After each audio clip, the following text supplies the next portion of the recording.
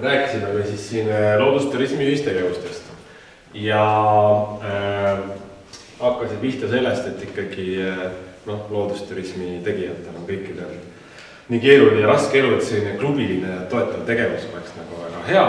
Me oleme kokku ja vahetame infot, räägime, kui raske meil on, tekiks ühtekuuluvustunne, siis sellised tegevused võiks olla nii piirkondlikud kui üleriigilised, ka rahvusvahelised võiksime käia kuskil mujal ka. Kunagi me käisime siin osadega, Aivar oli ja kes oli, käisime Rootsis. Karpaatisse võiks minna ja sinna läheme kindlasti. Aga me käisime ju Rootsis hunte taga ajamas. Oli siin keegi veel? Toomas. Toomasega muidugi. Neid siin on päris palju. Sellised oli ju äge hütt. Et see saaks üks ego boost, et näed vaata, et me teeme kõige paremini. Või õpiks ka midagi. Ja siis edasi ühine tootearendus. See oleks siis selline klasterdumine, et siis kuni siis transpordipakkujast, toitlustajast, majutajast ja giidist, et piirkonnapõhised sellised klastri ja sektorite ülesed klastrikoostööd, kui ka siis temaatilised võrgustikud, et kanuumatkad erinevast piirkonnadest. Ja siis saunatee, et erinevad saunatajad siis erinevatest kohtadest, siis linnuvaatajate võrdus, siis linnutee võiks olla, piimatee, et erinevad siis piimamehed ühinevad, veinitee ja sibulatee, et oleks just sellised temaatilised. Siis kriteeriumitest räägiti palju, et rääkida siis see, mis meil siin kõrval toos, ühised kriteeriumid, et nii siis kvaliteedikriteeriumid, turvakriteeriumid, siis kalagiidist räägiti siin, et on nõudlus, linnud, botaanika, orhideed ja tegelikult koolitused tulid siin nagu väiksed, aga tegelikult ikkagi koolitused võiksid olla liiga suuremad. Kõik need kriteeriumid siis eeldavad koolitusi ja infovahetust, et me saaksime siis kvaliteetsemad tegijad. Ja just kõige värskemat informatsiooni. Ja rääkisime siis sellisest asjast nagu LTÜ pass, mis oleks siis selline motiveeriv, et oleks mingi selline raamatukene, kus siis saaks igaüks käiks erineva ettevõtte juures, saaks templi ja rohkem käid, seda rohkem tunne on ja kõige aktiivsem tegija siis saab aasta loodushundi tiitli ja siis võime välisreisile Karpaatidesse saata või sinna kuskile huvitavasse kuuma kohta. Et selline, et oleks mingi, Marko pakkus selle välja, et oleks motiveeriv ja motiveerib siis LTÜ tooteid kasutama. Ja loodustähtpäevade üritused. Ehk siis märgalepäeva tähistamine, siis Wilderness Week, mis meil siin oli sügisel, et nende raames siis suuremate sellist võimaldaku suuremat meediakõlapinda ja et selliste ürituste tähistamisel saame siis endale promo ja kliente juurde. Ja siis me pikalt rääkisime siin ja kuidas seda sõnastada, aga siis jõudsime sellise tulemusele, et peaks olema selline ühine päris ärivõrgustik ehk et oleks ikkagi päris tegijad ja kui keegi tahab saada ikka mingit konkreetset toodet, siis ta ka selle saab, et kui ta ei saa selle ettevõtja käest, kelle käest ta esimeses järjekorras tahab, siis ta saab täpselt sama hea toote kellegi teise käest ja et oleks kindel, et kui klient tahab, siis ta selle toote saab, siis võib saada küll mõne teise tegija käest, kui toode oleks võrreldav nii kvaliteedis kui kõigis. Oli nii. Nii. Küsimusi? Ei ole? Kõik oli ammendav. Kõik oli ammendav. Nii, siis ma annan üle teate kuulge. Jah, oleme siia. meil oli niimoodi, eks ju, meil oli teema oli kriteeriumid, et loodusturismi teenus või pakkumine teda siis väljapoole, välisturule pakkuda, mis kriteeriumitele peaks ta vastama. Natuke sissejuhatuseks esimese grupiga me arutasime ikkagi, et kas see on siis nagu meie arvates või siis kliendi poolt või äkki hoopis vahendaja jaoks on kriteeriumid tähtsad. Ja siis me ikkagi leidsime, et me saame ikkagi ainult enda eest rääkida. Samuti me siin kohe just alguses otsustasime, et kestlikkus on selline mingi kriteerium, mis sama oluline siseturul. Ja paindlikkuse all siis mõtlesime selle peale just, et on väga dünaamilised ajad ja et näiteks septembris me ei tea, kuidas kõik toimub, aga et samas peaks olema siis paindlikult valmis pakkuja nagu muutma vastavalt sellele, kuidas asjad muutuvad. Et ta oleks ostetav, mis on eks ju oluline ka EAS-il praegult just teha selle kogu selle digimeetmega ja üldse, et loodusturismi sektor on tihti selline, kus kõik asjad tuleb ajada alati nagu telefoniga läbi rääkida, et niisugust asja välja pole ei saa pakkuda, ta peaks olema siis ühelt poolt jah, ostetav online, aga et samas on suur osa ikkagi üks tailor neid asju, teatud komponent, mis ei ole tegelikult ikkagi nagu online müüdavad, aga igal juhul, et ta on selgelt kirjeldatud ja et kui näiteks TripAdvisorisse tahad enda asja müüki panna, nagu rahvusvahelisel, siis ongi seal kindlad tähemärkidega kindlad lahtrid ja neid on seal 10, eks ju, need lahtrid, et just, et ta peab olema arusaadavalt, üheselt arusaadavalt kirjeldatud. Et ta ei saa olla ka nagu mingi renditeenustes, et lihtsalt rendid kanuu, vaid et ta peab olema siis kompleksne, terviklik, et kui ta on mitu päeva, siis eks ju kõik need öömajad asjad, aga et võib-olla ka sealt see, et selle kanuu näite puhul, et kuidas sinna kanuuga saada, kas ikka mõla ikka kindlasti on ka ja kas on giid või ei ole ja kus seal saab vetsus käia ja niisugused asjad peavad olema kõik nagu sees, või kust tuhast joogivette saab, kui tal on niisugune vajadus. Professionaalsusest rääkisime kohe, sellel hakkas varsti tulema igasuguseid muid asju, me osad kirjutasime võib-olla siia välja ka, nagu näiteks turvalisusest samamoodi rääkisime keeleoskusest, aga et just, et on siis erinevad, eks ju, ma ei tea, mingid testid võib-olla, mis nad on läbinud või siis sertifikaate omavad, kutsetunnistusi, mingisuguseid märgiseid ja kogu selle asja nagu mõte on siis selline külastaja kesksus või et on nagu sealhulgas siis ka arusaadav, et erinevate maade kliendid on erineva mingisuguse ettevalmistusega, võib-olla ka erineva ootustega Eesti suhtes, selline kultuurilise mingisuguse konteksti mõistmine sealhulgas on ja professionaalsuse usaldusväärselt on mingid kattused võib-olla ka, et usaldusväärsus on võib-olla, me rääkisime selle all seda ka, et Eesti on ju tundmatu, nagu ütles ka Rauno, et käib meie loodusturismi pakkumine ei teata ja et kuidas see usaldus siis peaks tekkima, et kui sul ei ole ka mingit kogemust ja mingisugust professionaalsusest veel ei saa rääkida, et see professionaalsus on rohkem seal, kus on juba see delivery nagu, aga et see usaldusväärsus on seotud ka palju Eesti kuvandiga nagu ja mingisuguse jalajäljega siis, mida saab siis leida näiteks netis. Turvalisus tegelikult natuke, eks me siin kattusid asjad ka, et keeleoskus ka, mis ikka rohkem just kommenteerida, rääkisime ka sellest, et kas peab siis olema isikupära või kaasus, siit vaatust tuligi juba teine vahetus, et meil on nagu esimene vahetus, teine vahetus ja kolmas vahetus ja iga vahetus tegelikult natuke see aga lisas, et siin näiteks me ei pannud neid sisse, et teeme mingi Visit Finlandi näite, mis oli siis EAS-i, kui see mingi kriteeriumit arutelud, siis tuli sealt kuskilt ka mingi selline näide sealt sellelt koolituselt või seminarilt ja et näiteks, et seal Visit Finlandi puhul on üldse grupp ei saa olla väiksem kui 40, et kus tahad rahvusvahelisse pakkumisse sisse saada, siis sa pead olema valmis 40 ja suuremate gruppidega majandama.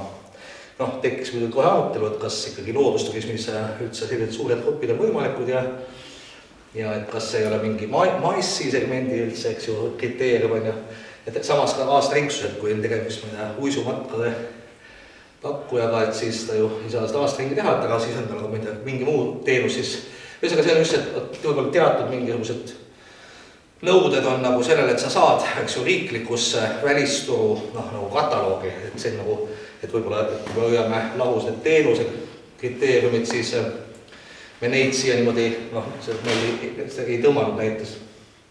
Aga küll rääkisime ka sama, vist oli, mis siin Mardi asja lõpust tuli, et EAS-il on siis üleval ka mingisugused selliseid ägedaid asju, mis tegelikult võib-olla ainult need 1 või 2 inimest pakuvad, kui neil on tuju, aga mis sa sellest nagu turundad, kui ta ei ole nagu saadav jällegi. Ja et tegelikult võiks olla sarnase teenuse pakkujate minimaalne hulk. No näiteks rääkisime seal, et biblikagiidid või orhideegiidid, et kui nimeliselt sa luged üles need 3-4 võib-olla, kes seda pakuvad, et võib-olla oleks neid juurde või isegi, et võib-olla mingi niukene, et see nagu mõtte kohta, et just, et kuidas selle teha. Ja viimase grupiga siis lisasime ikkagi eetika ka, millest oli eespool juttu, jällegi mingid näited olid meil siin just sellest käitumisest, eks ju, looduses, et tallamised ja muud need võimalikud kahjud siin ja just jälle näitedest meie Eurovisiooni klippidest, mis alles olid eetris. Ja samuti siis, et ikkagi, et nagu tekib väike dihhotoomia, et räägime siin, et kõik on väga standardne ja võõrkeel ja kõik turvaline ja siis tahame, et see oleks kuidagi eestlaslikult ehe ka, et ta ei peaks olema nagu siis ära kuidagi steriilseks ei läheks selle kogu sellest kriteeriumite ja standardite järgimise käigus. Ja siis saidki, et tegelikult külalislahkusest me rääkisime varem ja ligipääsetust, aga nüüd see eraldi kuidagi välja tood märksõnad ja siis lõpus, kuna meil tekkiski niisugune vaikus, et mõtlesin, et mis siis nagu metoodiliselt peaks veel tegema, neid mummusid meil ei olnud, kus me oleks nagu hindeid saanud anda, aga siis Marko tuli ja tõmbas rasvase joone sellele kõige tähtsamale nagu asjale ikka alla, et kui midagi tuua esile nagu veel. Ja kui ma midagi rääkisin nagu nii nagu ei olnud, siis te võite mind nüüd parandada.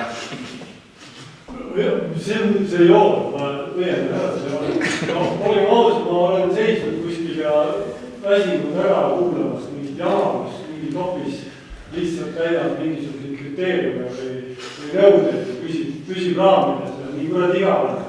Et püüame teha seda oma asja nii, et inimesed, et see valdad ja tood temale kätte kõik selle, mis ei ole alati lihtne, aga eriti need nõuded, kui me läheme rahvusvaheliselt tegema, siis ma ei nõuete peale, et ma unustan täitsa ära, et inimene tahab tegelikult inimest, kes rokib siin. Nõus. Nii, aga siis, ma ei tea, võtame viimase. Jah, et minul oli ka väga põnev, suured tänu kõigile panustamast ja meil oli siis kitsaskohad ja nende lahendused. Me grupeerisime meie kitsaskohad siis toote-teenuse põhiliseks ja jõudsime järeldusele, et meil võiks olla kvaliteedisüsteem ehk loodusturismi teenuste standardid, millest lähtuda. Toodete-teenuste puhul oli see, et tuntus, saadavus, kvaliteet ja turundus. Tuntuse ja saadavusega me leidsime selle mõtte juurde jõudsime, et loodusega koos on ägedad matkateed, matkarajad, et seal juures võib siis olla erinevate teenuste pakkujate kontaktid või siis välja toodud, et näiteks, et ühe selle matkateele liigume saan läbida kanuuga, selle kanuu ma saan sealt ja võib-olla ma saan giidiga sealt. Ehk siis kasutada ära olemasolevat andmebaasi selleks. Ja siis me jõudsime kosmosesse ka peal on olemas mõttekäid nagu Second Life, et miks me ei võiks minna interaktiivselt ja meie loodusturismi teenuseid pakkuda ka siis virtuaalselt. Et natuke harida loodusturismi teenuse tarbijaid, et näiteks kui ta tuleb juunikuus või juulikuus rabamatkale, siis ta juba teab, et see on tohutu kogus sääski ja erinevaid putukaid. Ja ta teab ka seda, et ta ei tule sinna konsakingadest räätsamatkale, vaid tal on vaja sinna teist jalatsit. Et see oli selline kosmose mõte, aga väga äge mõte. Siis Eesti kui loodusressurss Ehk siin oli mõte oli see, et kitsaskohast on ilmastik, maastik ja nii edasi, et me ei kasuta üldse eriti turistide jaoks mõeldud rõivaid ja alatseid, et pahatihti on nagu see koht, kus me saame turistidele teha selle loodusretke mugavamaks, et kui ilmastik ei ole vastav ja päike ei paista. Siis samamoodi varustus ja seadmed, et neid me võime ju ka sellega seda looduselamust paremaks muuta. Ja mõttekäik, et äärmuslikel tingimustel matkateenused, et näiteks siin oli Purikuu festival, miks mitte vihmamatkad, miks mitte öömatkad, et kui meil on siin sügis kella 5 alates juba kuskil see pime aeg, et kasutada just ära sellist loomulikku hetkeolukorda ja lisada sinna siis seiklust ja muid siis võimalusi. Sest need, kes tulevad loodus, tulevad nagunii loodusesse, et lõpuks kas sul tuleb sealt bussnuge alla või päike paistab, et tihtipeale isegi vihmasajuga on põnev matkata. Saadavuse osas, kus oli siis keel, transport, infotahvlid, kõik selline pool, ehk siis infotahvlid, QR-koodid, piktogrammid, visuaalkeel, et võtta erinevaid võimalusi kasutusele ja tõesti teha siis see infoga kättesaadavaks mitte eestlasele. Siin me tõime jälle selle loodusega koos saidi välja, et seda kombineerida. Siis on hop-on autotuurid ehk pilootprojektina mõelda selle peale, et miks ei võiks meil linnadest mööda maanteed väljuda bussid, mis viivad inimesi loodusesse, sellest, kellest lähevad, sellest võetud tagasi.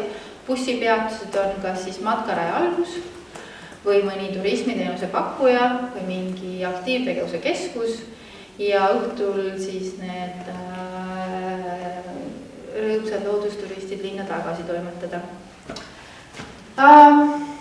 Ja siis siin on üks all võimalus välja toodud veel, et siis militaarturism, sellest me arvatavasti ei saa üle ega ümber.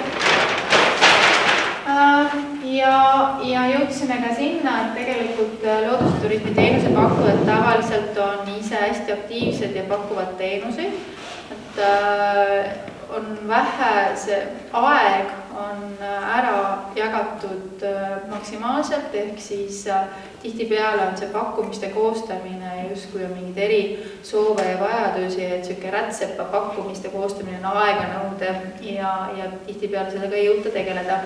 Ehk siis tegelikult oleks hea, kui on selline broneerimise süsteem, operaator, võrgustik, mis on siis, mille kaudu on lihtne tellida, lihtne päringut saada, pakkumisi, koostööd, võimalusi ja see oleks ka siis, sellega oleks kaasatud ka kvaliteedi mõõtmine, et see teenus ja mis iganes me pakume, et see vastaks kvaliteedile.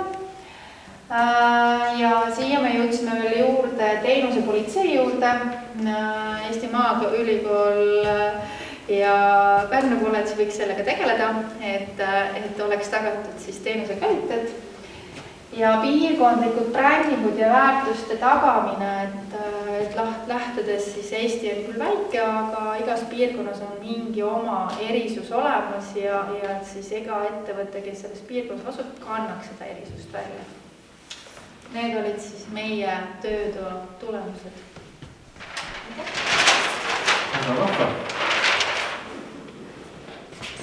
Kas keegi tahtis midagi kommenteerida?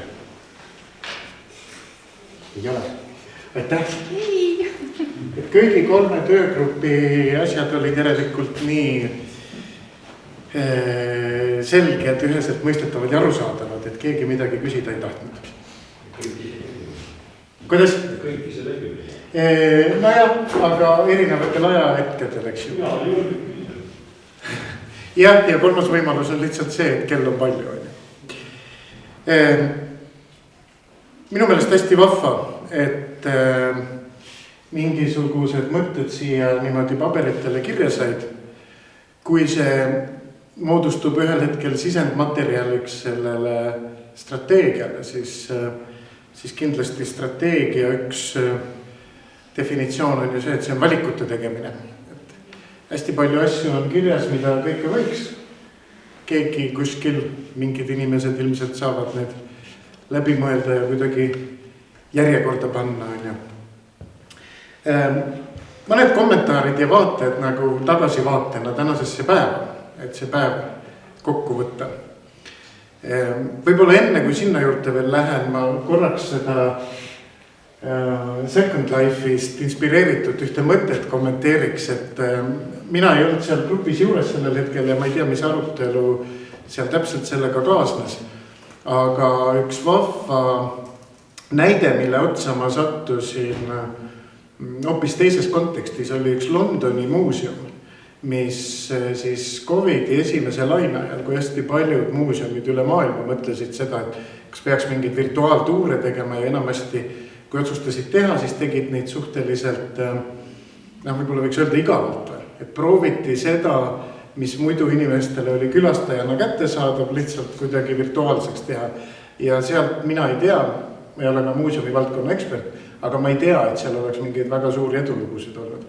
Aga üks Londoni muuseum pani kokku sellise virtuaaltuuri, mille käigus inimesi viidi sellistesse kohtadesse, kuhu nad muidu ei saanud. Ja ei saanud koroona ajal, ei saanud enne koroonat, ei saa ka pärast koroonat. Et näiteks Londoni maha jäetud metroojaamadesse. Ja siis läbi nende kohtade tutvustamise räägiti lugusid, mida nad siis tahtsid rääkida.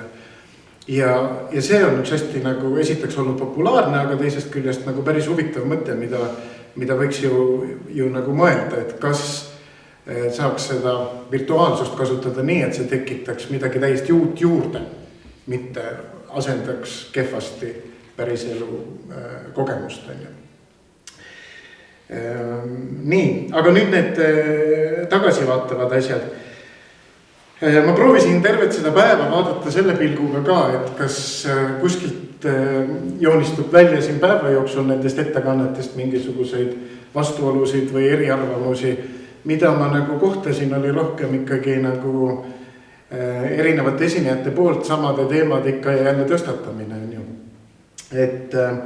Et kui Lili Allas hommikul alustas, siis kõik need sealt turismi strateegiast tulenevad asjad, mis ta välja tõi, on tegelikult moel või teisel siin päeva jooksul kuni nende töögruppideni välja saanud nagu kajastatud. Nii et ma ei hakkakski neid ise ette lugema.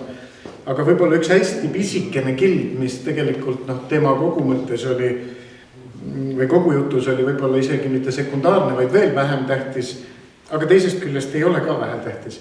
Ehk et ta ütles seal päris lõpus, et igaüks võiks oma lifti kõne välja mõelda.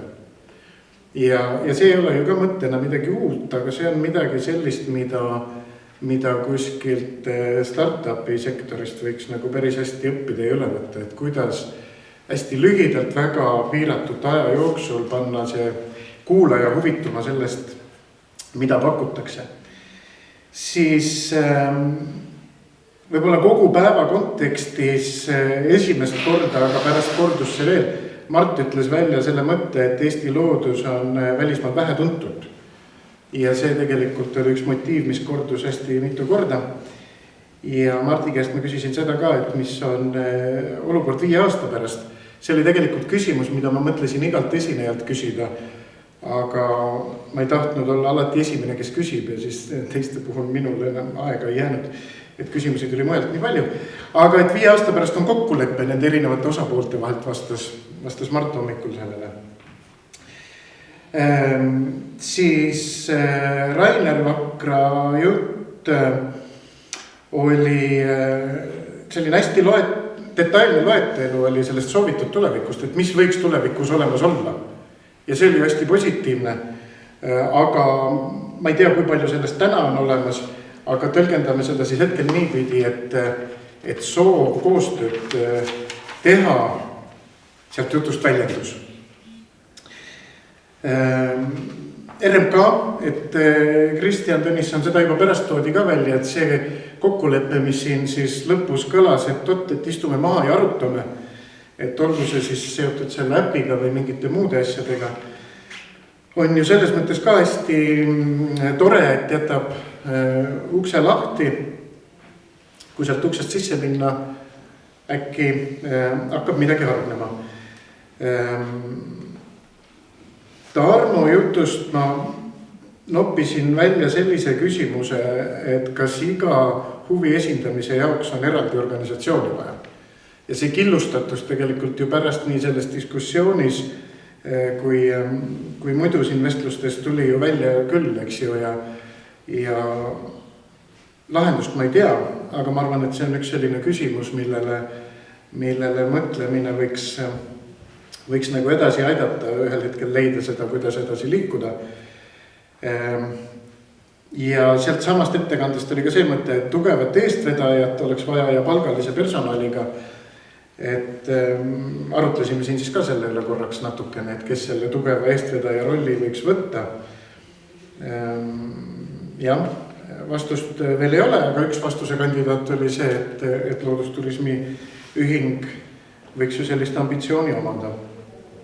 Ja paketeerimise suutlikkus, et see on vähestel, see oli hästi kenasti öeldud ju. Et selles mõttes, et kui oli see, mida tegelikult Rainer Vakra tõi ka välja, et nemad oma kommunikatsioonis proovivad asju öelda läbi positiivse, eks ju. Et siis, et paketeerimise suutlikkus on vähestel, on selles mõttes nagu ju positiivsem kui see, et oleks öeldud, et paljud ei oska paketeerida. Aga ma arvan, et see ükskõik, kuidas me seda sõnastame, et olukorra kirjeldamisena on midagi, millest ei saa nagu mööda vaadata ja samas seda teemat ju siin juba muude hulgas prooviti lahendada ka. Siis maaturismi jutust, jällegi hästi palju kokkukõlavaid asju eelmiste ja hilisemate asjadega. Aga see, et kõik need uuringud koondada kuskil ühte kohta, seal EAS-i või Turismiarenduskeskuse seal profiveebis ju EAS-i poolt tellitud uuringud ju on suuresti olemas. Aga kas või selle paneeldiskussiooni järgselt, kus meil aruteluks tuli lõpus küsimuste vastuste ajal see sama RMK uuring, et see on midagi, millest paljud valdkonna inimesed teavad, aga väga paljud ka ei tea. Et võib-olla tõesti sellised asjad võiks kuskil ühes kohas koos olla, sest selliste erinevate uuringute teadmisest hakkab ju tekkima mingisugune syntees ja sünergia nagu edaspidise jaoks. Võt siis see paketi direktiiv ja see jutt, et see mingis osas koostööd takistab ja et seal on kuskil mingisugune muutmise protsessi algatus oli vist see, mis ma välja noppisin. See tundub hea. Sellepärast, et ma saan aru, et see pakettreiside direktiiv ei ole kuidagi olemuslikult mõeldud ühe halva asjana, aga olen ise sellega kotsupidi kokku puutunud, et ta mingites kohtades hoolimata headest kavatsustest neid alati ei täida. Nii. Siis provotseerides paneeldiskussioonis osalejaid, et mis see üks asi on, sain 1, 2, 3, 4, 5, 6 asja. Aga sellest ei ole midagi. Üks oli see sama vastutaja küsimuseks, ja see vastutaja tegelikult oli üldse hea nimi, mõtlesin ma siis juba, aga kohta polnud öelda enne. Et vastutaja see kõlab nii, et siis kui ei ole asjad hästi läinud, saame kellegi otsa vaadata ja näpuga näidata. Mina pigem mõtleks, et üks selline karismaatiline ja selge kõlava häälega eestvedaja, kes suudaks käia erinevatest ustest sisse ja välja ja levitada seda sõnumit ja olla selline vesimatu eestvedaja. Ja ega neid näiteid on ju olemas palju, aga keegi, kes nagu siit edasi võtaks seda vedada. Ja seal oli teisi mõtteid veel, aga võib-olla neid kõiki ei hakka ette lugema. Ja siis üks lugu ma hommikul rääkisin sellest padjapüüri teemast. Ma ütlesin, et üks on veel. Ja ma ikkagi tahaks seda ka teiega jagada, sest minu meelest on see teema, mis sektorit puudutab. See pole täna vist väga palju teemaks tulnud või ma tahaks kangest teada, et pole üldse teemaks tulnud, aga äkki kuskil gruppidest tuli. Ja see on natukene minu sellise professionaalse kretinismiga seotud, et kui ma ühe jalaga olen sellises turismisektoris ja teise jalaga seal ärikonsultatsioonisektoris, siis see lugu ise on nüüd hästi üle võlli äärmuslik, ometigi tõsieluline ja ma arvan, et seda laadi asju nii palju ei ole, aga ma arvan, et mõtlemisainet seal on. Ehk et see tegelikult puudutab ka ühte tegutsevat puhkemaja, kes ühel hetkel, millest on täna küll umbes 5 aastat möödas, aga pakkus tema juures ööbivatele meeskondadele õhtul saunas käimist 16 euroga. Et mitte inimene ja mitte tund aega ja mitte üks inimene ja tund aega või mitte terve meeskond tund aega, vaid kõik õhtu jooksul, olge nii kaua kui tahate, 16 eurot. Ja siis, kui ma küsisin ta käest, et kuidas see võimalik on, et mismoodi sa seda hinda oled rehkendanud, siis ta ütles mulle selle peale, et aga tead, mis seal ikka, et ega mul sellega eriti kulusid pole, et sületäis puid. Ja võt see on see koht, kus minu meelest on nagu natukene asjad mitte nii hästi, kui nad alati olla võiks. Et siin kuskil hetkel käis see hinna teema läbi ja tegelikult käis ju ka ja ühe mõõdikuna on ju see lisandväärtussektoris ka on ju. Aga mulle tundub, et kaugeltki mitte kõikidel ja mitte alati ei ole päris lõpuni hästi läbi mõeldud see, mis kulud tal selle teenuse pakkumisega nagu on otsesed ja kaudsed ja mis hinda ta siis tegelikult peaks küsima, et ta päriselt kogu oma töö eest nagu tasu saaks. Ja noh, taaskord üldse pole oluline, kes see üks puhkemaja oli see 16 euroga, ma ütlen, et see on hästi äärmuslik. Aga lihtsalt ma arvan, et terves sektoris on päris palju neid, keda saab selles osas nagu järgi aidata. Ja kui neid järgi aidata ja nemad hakkavad õiget hinda küsima, siis tegelikult sellest terve sektor võidab. See oli see teine lugu, mille ma tahtsin teiega jagada ja ära rääkida. Aga et mitte lõpetada nagu mingisuguse nagu kiunujana, siis võib-olla üks selline ajastu mõte veel, et kui on juttu nagu loodusturismist ja kui siin oli juttu sellest puhkajast ja välisturistist ja kõigest sellest, siis mina kutsuks kõiki mõtlema sellel teemal ka, et kui inimene on tulnud nädalaks ajaks näiteks lindusid vaatlema, et siis tänases maailmas juba tänu koroonale on meil võimalus talle ka öelda, et aga kui sa puhkus on ainult nädal aega ja sa selle sisustad lindude vaatamisega, et siis jää teiseks nädalaks veel Eestisse, aga nüüd tee tööd, eks ju, ja tee seda siis ükskõik, kus sulle nagu parasjagu sobib, on ju, aga siis ta ongi juba nädala asemel 2 nädalat Eestis ja see teine pool on tal tegelikult töö, on ju. Nii et ma arvan, et seal on ka nagu võimalust ja raha terve selle sektori jaoks. Minu poolt läks pikaks monoloogiks, aga selline see nagu tagasivaade sai ja teile kõigile suur tänu. Neid materjale me oleme lubanud jagada kõigi nendega, kes veebist vaatasid, sest nemad slaide ei näinud. Ilmselt saab neid siis jagada ka kõikide teiega, kes te siin olite. Ja ma saan aru, et päev jätkub natukese aja pärast õhtusöögiga.